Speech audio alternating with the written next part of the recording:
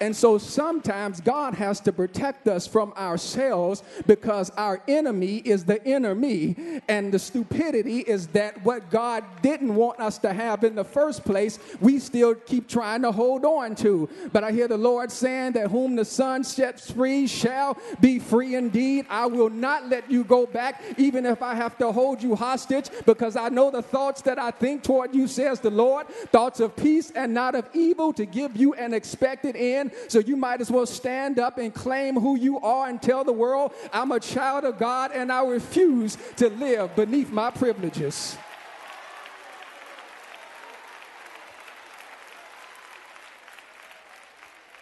Not only is there protection, but there's also provision, because he says they will find pasture. They will find pasture. In other words, God is saying to you that you're going to get your eat on. So why are you worrying about what's going to happen tomorrow? Sufficient is the day thereof. If God is on your side, if God is your shepherd, he shall supply all your need. If he is your shepherd, you shall not want. So you just need to stay in the right position so that you are connected to the right person.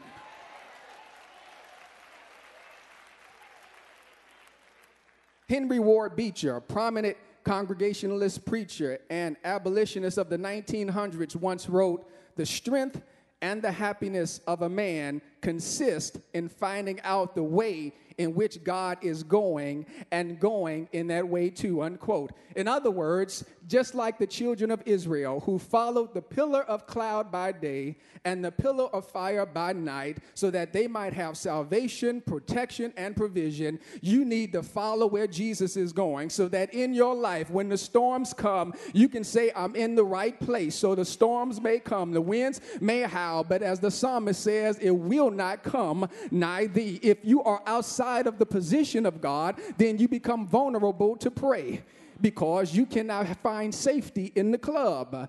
You cannot find safety in gentlemen's establishments. You cannot find safety on the block. You can't find it nowhere you go but other than Jesus Christ. And so he says you got to find out where Jesus is going and follow him. The third thing we see, not only the right person and the right position, but Jesus has the right purpose. Jesus has the right purpose. He says, the thief cometh not, but for to steal and to kill and to destroy. I am come that they might have life and that they might have it more abundantly. Now, purpose is interesting because I've come to realize that everybody who came in my life didn't come in my life because they wanted to help me.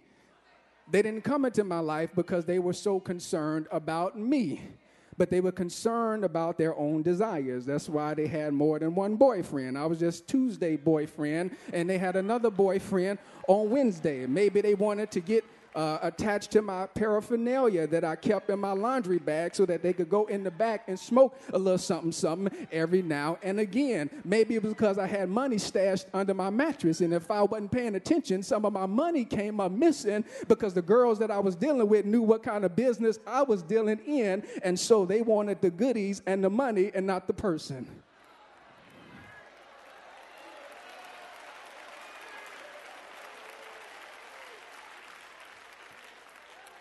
What about you? He juxtaposes Jesus, his purpose for our life, versus the thief's purpose for our life. Now here it is believed, and I concur, that here the thief is the devil, Satan. Earlier he said thieves and robbers, plural. But here he says the thief. In chapter 8, he tells those thieves and robbers that you are of your father, the devil. And he is a murderer from the beginning and a liar. And so I believe here he's saying, I'm going from the minions to the man himself. And the person who's operating in your life ain't your homie, ain't your boyfriend or your girlfriend, and ain't your friend, but it's the devil that's being operated in the life of that individual so that you don't know who God is.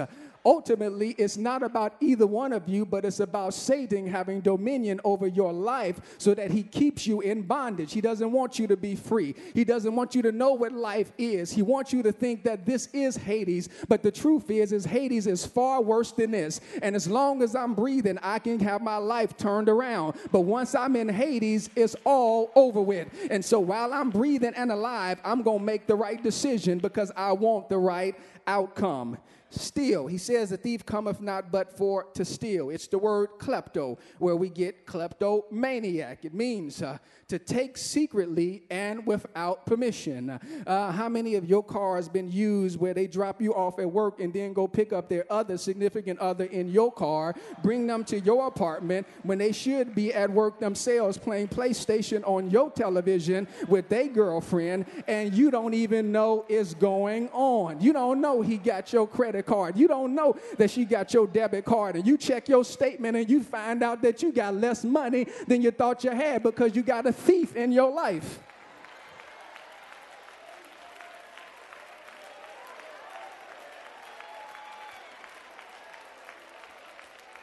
The other is that he not only comes to steal from you, but he comes to kill. It's the same word that we find in the story of the prodigal son when the father says, my son has come back, kill the fatted calf that we may enjoy. It's to sacrifice. It's to slaughter. The enemy wants to treat you like a calf. He wants to treat you like a bull and cut your throat to the degree and capacity that you never hope in life again. But the devil is a liar, because I will hope in God. You can't kill me because I'm still here. He should have killed me where he had me, but now that God has rescued me, I ain't going nowhere.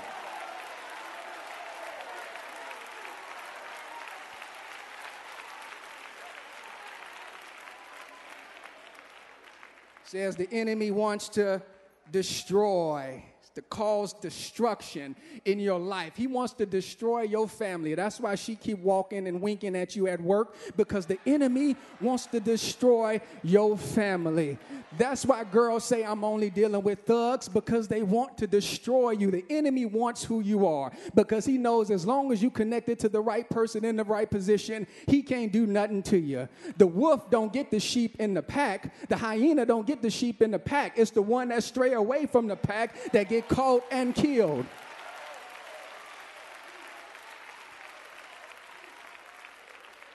But Jesus says, I got a different purpose for your life.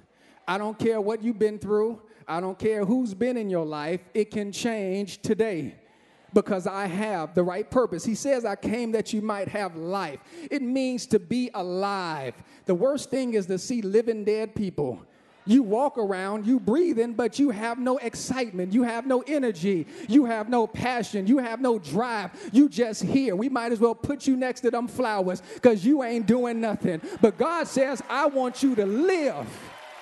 I want life to have meaning.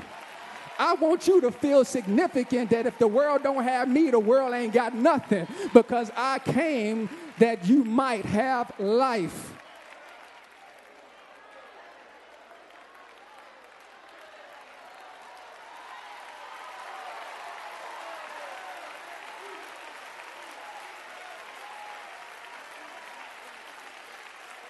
Not only life, he says, came that you might have it more abundantly.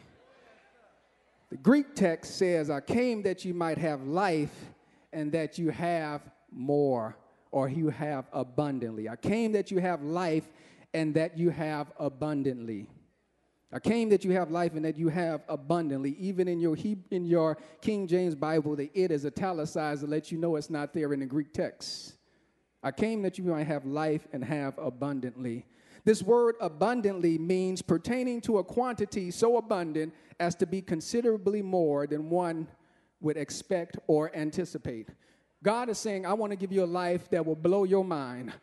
I want to give you a life that you can't even imagine in your little fickle mind. I want you to have a life that you couldn't even expect if you wrote it in a book. He's saying, I want you to have a life that just messes you up, that you just go stir crazy because you're so excited about the life that God has given you. Another person says is going beyond what is necessary. In other words, God just want to give you, it ain't even necessary blessing. That he just want to make you say, God, that ain't even necessary. It don't make no sense. Going back old school, that's a sick blessing.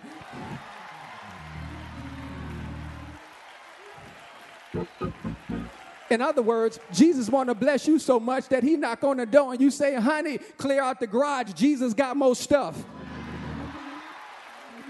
You got to tell Jesus, hold up a minute, wait, I done got enough. Baby, put it on the back lawn because Jesus got another truck pulling up. He wants to bless your life so much that you just lose it. You go crazy. You have people walking by you saying that don't make no sense. They just blessed. They just stupid blessed. They crazy blessed. They loco, croco, crazy blessed.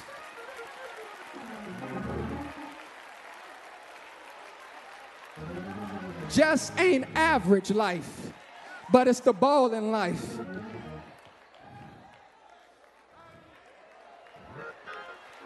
There was a young boy who lived out in the far country, and he was at school, a 12-year-old boy, and he saw posted up in the school, the circus is coming to town next Saturday. He runs home, tells his dad, Dad, the circus is coming to town. I need $1. The dad tells him, well, if Saturday you get up early and clean up your room, I'll give you the $1. Now, this family wasn't rich, wasn't middle class. It was a poor family. But the father said, I'll give you the $1. So the boy goes Saturday morning, gets up, cleans up his room, goes to his father. His father reaches in his pocket, gives him the $1, tells him to be careful. So the boy runs to town. And as he sees a crowd gathering, he pushes his way through, and he sees the circus parade coming. He sees the lions and the tigers growling out of the cage. He sees the pretty women throwing their ribbons around. He sees the acrobatics flipping and doing cartwheels. And at the end of the parade, he sees the clown with the big shoes and the baggy pants and the red nose. And he reaches in his pocket, pulls it out, gives it to the clown, turns around and goes home. He came for the circus, but he left after the parade. And some people here have been getting enjoyed off of the parade and didn't know God wanted you to go to the circus. And until you get it right, the right purpose, you'll never understand what you're missing out on. The boy didn't know the difference between a parade and circus because he had never been to the circus. And some of you have never seen the abundant life, and you won't know what the abundant life is until you stop watching the parade and choose the right person.